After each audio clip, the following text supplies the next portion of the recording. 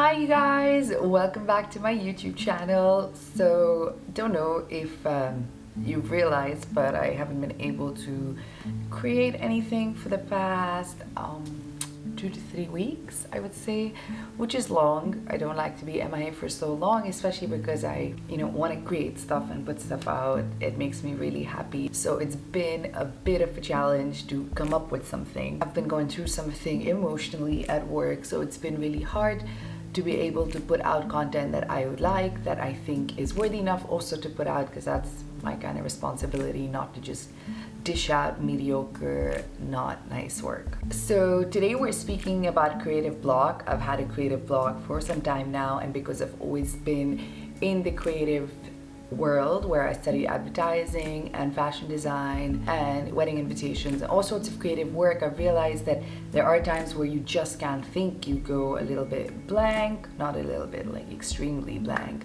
Nothing that you come up with seems good enough or important enough. So while I was thinking that, oh my god, I'm in a real creative slump, I need to find my way out of this. So these are things that I have practiced over the years, say about 6-7 years. They've helped. I hope it helps you as well. So I'm going to first begin with reasons as to why it could happen. First thing is probably emotional. I know that this happens to me if things are not right at home or things are not going the way I want to at work. If you're dealing with some sort of stress, if you don't feel well physically or mentally, then it's hard to think outside the box and to come up with something that you want to put out in the world. Then I think another reason, which happens to me a lot now, and when I was putting all of this together, I did discuss it with a few friends, and the overconsumption of content. I know that's a really big thing that we're all doing, so it dries you out. You feel like you're looking for inspiration and you're trying to find a way to enhance what you think or find something that you could resonate with, or just inspiration. When you've done too much of that on Pinterest and on Instagram and talking to people and just watching things, you have consumed so much that I think your brain would just go shut down, and then it's really hard to come up with new and fresh ideas. So one tip for that is definitely unfollow stuff that you do not relate to anymore. We're all changing, our minds are evolving. Things that are not necessary, please just let go, unfollow, delete, clear your life out, declutter. I have written notes because there's a lot to discuss, so it helps. All right, so let's get to the fun bit. I am now sharing with you 8 tips on how to hopefully break your creative block. So they're not in order. You can do whatever you feel like it. And the first thing I like to do is have a zero agenda day. Zero agenda does not mean sit at home, sit in bed, and just watch a lot of Netflix. That is not the idea at all. I would recommend, and this helps, is to try and do something with your hands. So maybe try to draw. I feel like that helps me. It's not a job, it's what I do for fun. So definitely something that you enjoy doing that's not part of your day-to-day. You could also cook if that's interesting. I do that as well. Cooking really helps. It relaxes your mind, it de-stresses you. You're focused on a task, and I really enjoy it. So maybe that, or try to water your plants, or just something that requires your hands. The idea is to just have like a super chill day with zero agenda, no meetings, no places you have to be or errands that you need to run, just a day to do what makes you happy. Then the next thing is to go back and look at your vision board. I used to have a vision board when I used to have an office. Unfortunately, I don't have an office anymore. So what I did is converted my vision board to a vision book, which honestly I find better because then I can just keep adding things. So I got a big book, put a whole bunch of stuff in it, photos, things from magazines, quotes, my life plans and aims. And what looking back at a vision board does is it's kind of like the process of elimination. It almost makes you realize that, like an example I will give you is, say I want to reach somewhere in the fashion industry, whatever my space or my area of interest is.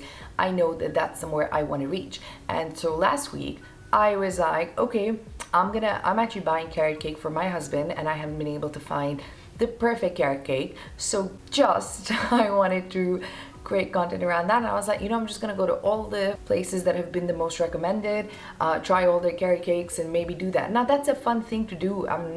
You know, maybe somebody wants to know what the best carrot cake in the city is, but it's deviating from what my aim is. So I think looking at your vision book or board helps you focus. So I find that it helps me align my purpose, it helps me think better, it definitely takes away a lot of clutter. So I know that there are food content creators. People would trust their word. Why would really anybody trust my word on food? I don't speak about it very much. Not that I have bad taste buds. They're amazing. I'm good at it, but it's unnecessary. You know, this is not why you watch me. If you don't have a vision board, I would really recommend that there's a lot of great inspiration on YouTube on how to start doing that. So I would say get on that as well.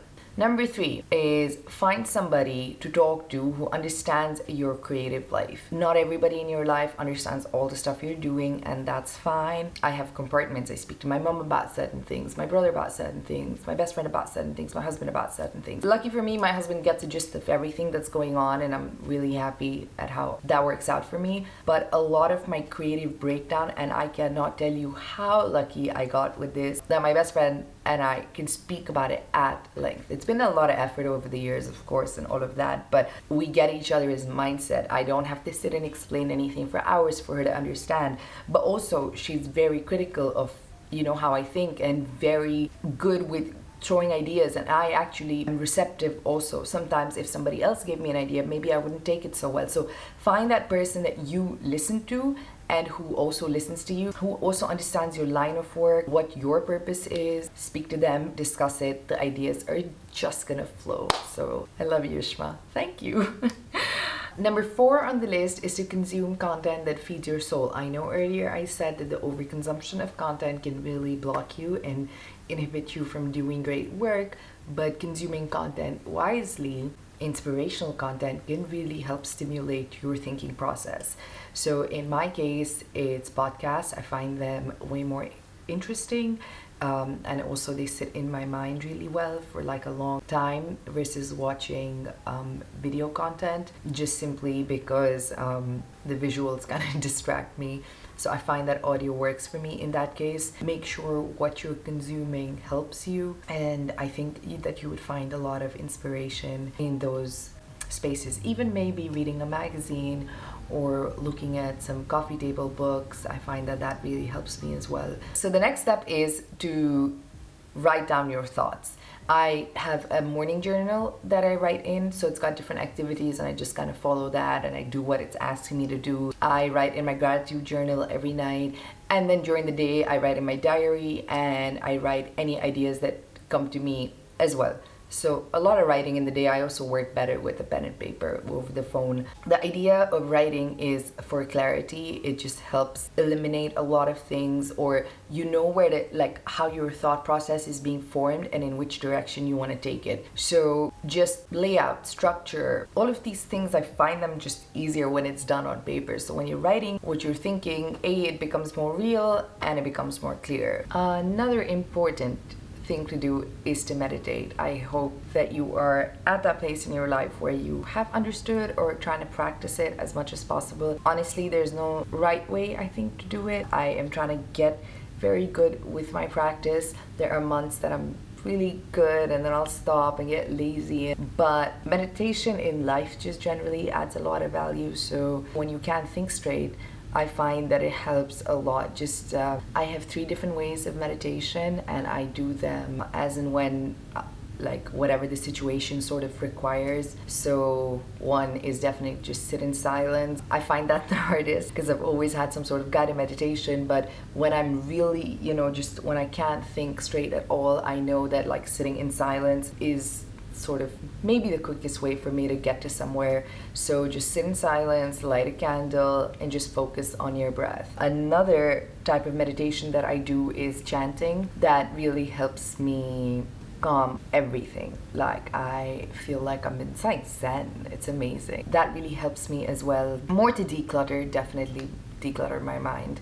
And then I use Headspace a lot. Headspace, I love the guy's voice. It's just so soothing. It helps me completely wind down. Check out Headspace to meditate it helped me start meditating, and because I found the app so easy, so beautifully designed, so simple to follow, that I just got into the practice of meditating a lot. Number 7 is to spend time in nature. Hard to do, I know. I also recently heard that, you know, it's just summer, like it's hard to create stuff, or nobody's in town, or there are no events, and da da da da. So I know that like nature is a bit tricky here, but we have pools and the evening's not too bad, and it's nice to go and sweat. So my sign is like a Virgo woman, and my element is earth. It grounds me sitting on the floor. It really helps.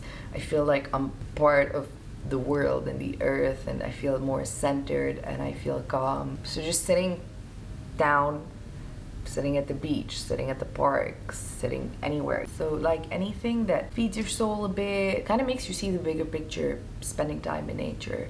And that definitely helps you align your thoughts, which honestly, I'm not gonna lie, I don't do it much here.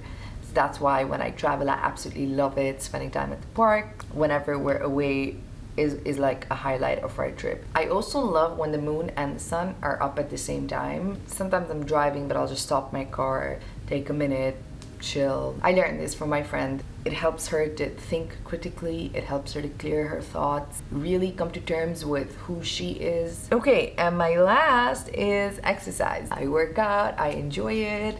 I've been working out for a long time of my life, but then I have these breaks and I'll just stop and not do anything. But it helps a lot, that the focus that you learn when you work out, or your dedication or determination, it teaches you a lot of other values that you would need to sort of put into your work. Sometimes while you're at the gym, or whatever it is that you do physically for yourself, would also emotionally stimulate you and help you create work that you really are happy to put out. Okay, I think I'm done. I hope you enjoyed it. I would really love your feedback. Let me know what you think. I've tried and tested all of these. They have worked for me so well. If you did enjoy it, please like and subscribe. Also, let me know what you'd like to see next. I'd be happy to hear your feedback. And just thank you so much for watching.